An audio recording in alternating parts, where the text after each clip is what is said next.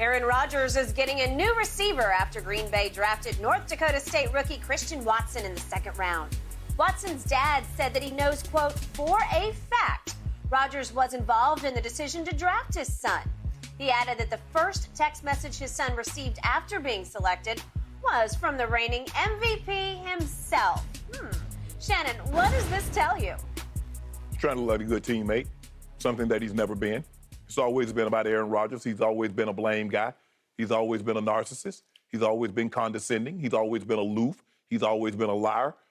So this tells me nothing. So all this does is he's trying to get on the trend. That seems to be the new theme now, Skip. The quarterback, the incoming guys, especially offensively, they send text messages out. Have you ever done this before? Hell, Aaron Rodgers has been in the NFL 18 years. This seems to be the first time that he's ever done this. Why?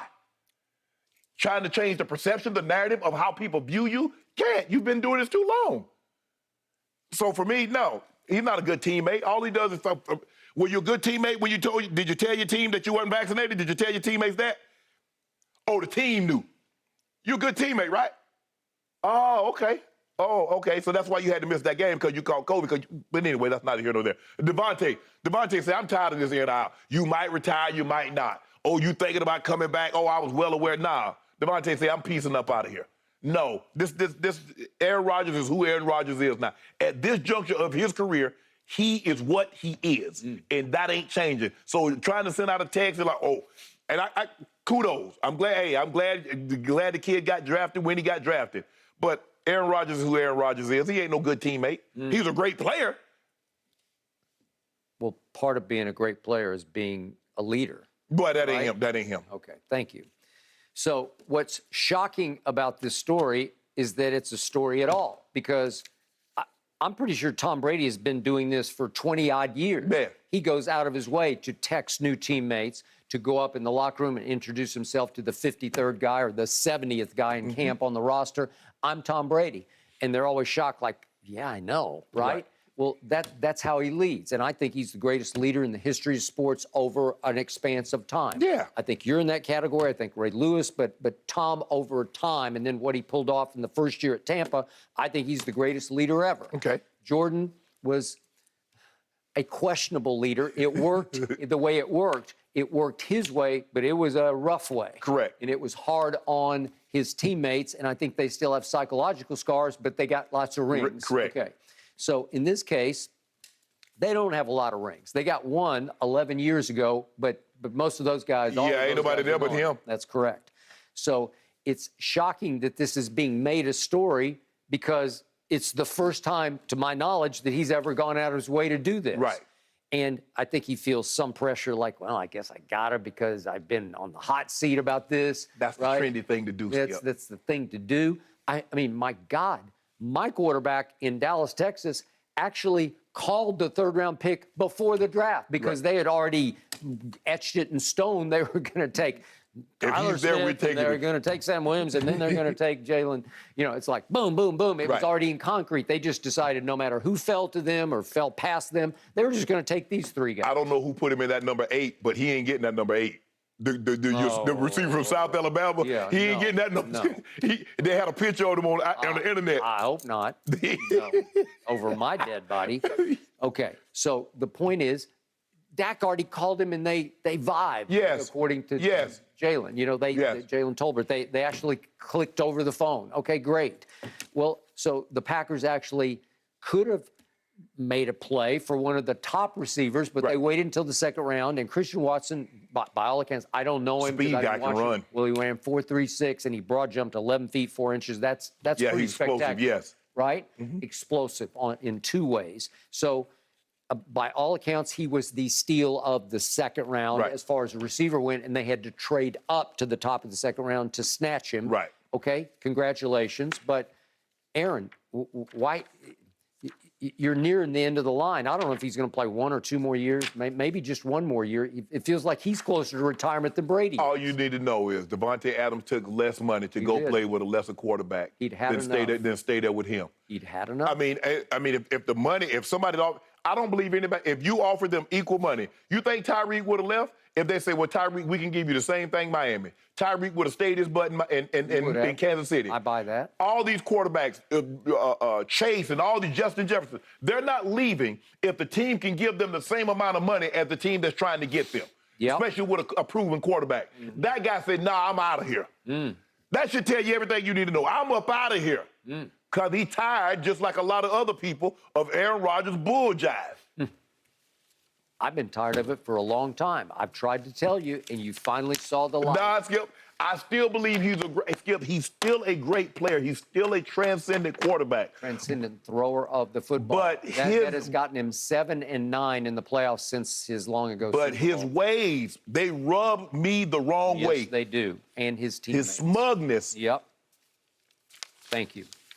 He certainly is a polarizing figure, gentlemen. All right, from the NFL to the NBA now. This one has me scratching my head. Yeah, Are the me Lakers too. preparing to bring back Russell Westbrook next season? Oh, Very interesting storyline here. Skip and Shannon react to the latest. Up next. No mercy, no mercy, no mercy, and I won't. So if you remember earlier this offseason, Baker Mayfield said the Seahawks were the most likely option on his next destination. Yesterday, however, Pete Carroll told a Seattle radio show, quote, I don't see us making a trade for anybody at all. On the newest episode of his podcast yesterday, Skip made the point Baker is the most undervalued asset ever to hit the open market in NFL history. Strong praise. Shannon, what's your response? I don't agree. We've seen him play 62 games, and Skip will look at the 11 and says, oh, but look at those 11-game stretch. My question to you, was his 11-game stretch better than Carson Wentz's 12-game stretch, his second year in the league, in which he had 33 touchdowns with 7 interceptions, and he was going to win the MVP? Was it that good? No, it wasn't. And you say Carson Wentz is a bust. I haven't. 2 teams said that. No, they didn't. Yeah. 2 teams said what? We want you. How many teams say they want Baker? What a team that want him. That's how you keep saying somebody will. They gave up 2 third-rounders to get Walker to him. Another team gave up a first and a third. That was stupid. Guess what they said? I guess the other team said, well, we ain't going to be stupid and give up anything for Baker because we know what he is. Like you said, like Ernest, when you in your laundry, Ernest, you come that thing is fresh, washed. That's what they said. That's what the NFL team. I didn't say that, Skip. That's what they're saying. Washed. That's what they say. But you won't own it. I Own it. Just own it. If you would own it, I would love it.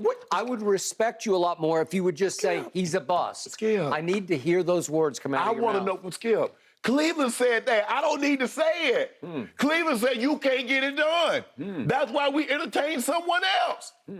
Skip, he ain't no undervalued. Overvalued. That's your problem. You overvalued him. Number 1 pick. How can the number 1 pick already be back on the market if he's anything but except the word that you keep wanting me to say? Bust. Yeah, you know what it is.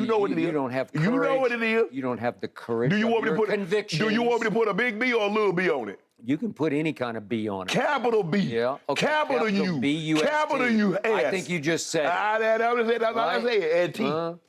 Shannon Sharp, Hall of Famer, declares Baker Mayfield a capital B-U-S-T bust. Yeah. Not a Canton bust. I'm talking about an out-of-the-league bust. Oh, how about this here? Let me put ED on it. Busted. Busted. Yeah, busted. Busted flat. Okay. Baker Mayfield is about to be the steal of the century for somebody who wises up and wakes up and does not practice the sheepthink that wrecks the National Football League year after year after year, because the thing that this league collectively does worst is pick quarterbacks. They swing and miss at quarterbacks like no league has ever swung and missed at any position. Yeah. It is the most valuable position in all of sports, and they don't know how to pick it. Yeah, Cleveland struck out. Yeah. It's why Tom Brady lasted to the 199th pick in the draft. Yeah, it's hard to evaluate, Skip, but once we get you there, we've seen 4 years. Ain't no more. We know what he is now. We didn't know what Tom Brady could be. We didn't know if he was fast enough, had a strong enough arm, okay, the mobility. We get all that. We've seen 4 years of Baker. We know what he is now. Now the beautiful development here is that Baker Mayfield has been thrust back into the exact position in which he thrives.